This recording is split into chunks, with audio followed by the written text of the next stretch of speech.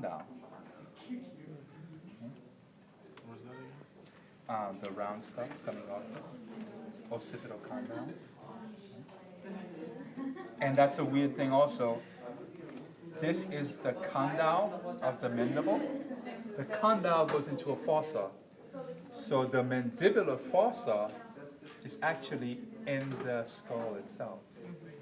So the mandibular fossa, the hole that the mandible goes into. Yeah, because he said to actually Okay. So then this brings us to, before we go to the mandible, actually one thing. This is the hard palate of the maxilla. So that if you take your finger, you put it on top, then that's the hard palate. You go back, it becomes soft. That's the soft palate. Under the soft palate would be the palatine bone. And the palatine, you have to look for the suture, hard palate, suture, palatine. Okay? Hard palate, suture, palatine. Base of the palatine is the vomer. Base of the palatine, so my palatine, all the way to the bottom, is my vomer. And the vote is also, if you're looking at Yeah, so if you look, also, if you follow it, it'll be right there. That's your vomer. Yeah. With the nose? Yeah, the base of it. Not the, that's the nasal, yeah, but- that's the vomer. So even from the inside view, that isn't. I would do this, You're gonna do that view right there. yeah. And which one is it? This one.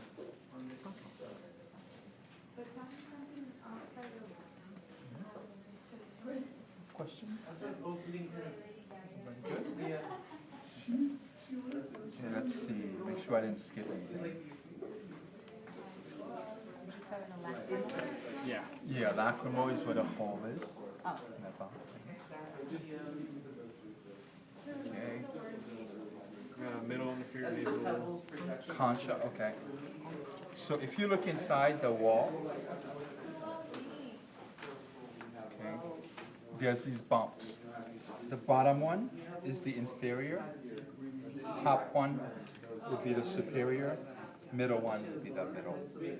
Inside the nose. So you see where I am? That's the inferior nasal concha, Right. the middle, and the superior. Oh, superior is right here. Yeah. So inferior, the middle, and the superior. And we need to know all three? Just two. Well, I mean, yeah, it's just, Middle and. yeah. Just Yeah. inferior. It's the one on top. The bottom one, the middle one, the top one. Okay. Let's see, anything else? I didn't say that for the other ones. Now you got mandible. I'm sorry? Oh yeah, now we do the mandible. Mandible, jawbone. We have the condyle. The condyle is the head. Okay. Notch, process, coronoid process. Okay, so that if you have a good dentist, he or she will be assessing how your condyle go into the fossa, like open up. That shouldn't be grinding your dentist. I had a chiropractor at first for a job. Oh, okay. Yeah, that too. Yeah. Yeah, they do that too. Angle. Angle. Ramus. Body. Is your ramus. Condyle. Notch. Process. Angle. Ramus. Okay. Body good? Just the back one more time. Say again? That's the angle, yeah, angle. Body good? To this, we'll attach these guys. Together, you have to know which vertebrae is which.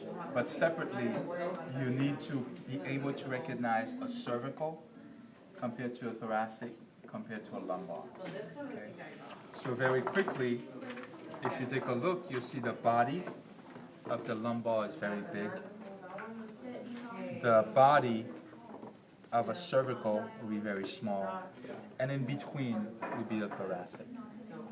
If I look at all my vertebrae, I'll take a typical classical one. They all have a body. It's going to hold the weight. Lumbar is very big because the whole torso is on there. And if you want to appreciate that as a person who has back pain, lumbar back pain, the whole weight's on there, really painful. Okay? Then I have my spinous process. My spine's always pointing down, spinous process. And then transverse processes. Then I have two surfaces, a top one and a bottom one. Superior, inferior articulating surfaces. Because I want to articulate with the next one nicely. So there's a nice space for them to articulate. Okay. Good? Okay, couple things. If I go quickly, I have my cervical, 7 cervicals. 1, 2, 3, 4, 5, 6, 7. 12 thoracic. 5 lumbar. So that 5 plus 7 equals 12. Right? For the cervicals, C1 and C2. I'm always putting backwards. Oh no. C1 and C2. You have to know separately. C1 is the atlas. C2 is the axis. For the atlas,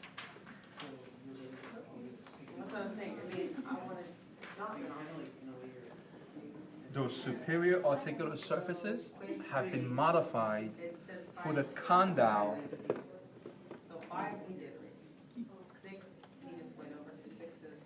to sit on. Is it the occipital condyle or sits on that? The occipital condyle sits on that, yes. And then because of that, it has a nice space for you to slide. So your yes sign is really that superior articular surface of the atlas grinding with the occipital condyle.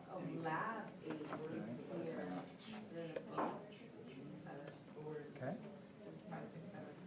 And then notice I have an axis. The axis has a little head. The dens. The dens, I will have this guy sitting and rotating on the dens. And that's my no. So the atlas and the axis allows us to do that. Okay, so you have to know them separately and their parts separately. Otherwise, all the others are pretty much the same. Right? I have my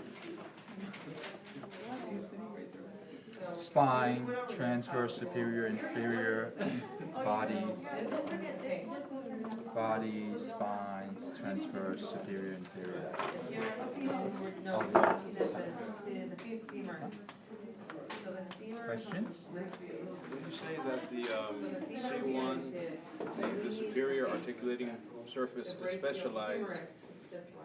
When you say specialized, do you mean that it has some kind of special cartilage on it, or No. just that it? Oh no, I mean it's shaped differently. It's shaped differently. So this is a superior articular surface. Sorry. This is a superior articular surface. Notice it's pointy out. But for this one, it's nice and flat. So the condyle could sit on there. Yeah, that's what I mean by specialized. Yeah. It's just a different shape for it to do that. To your 5th lumbar is attached your sacrum. It's got a sacrum.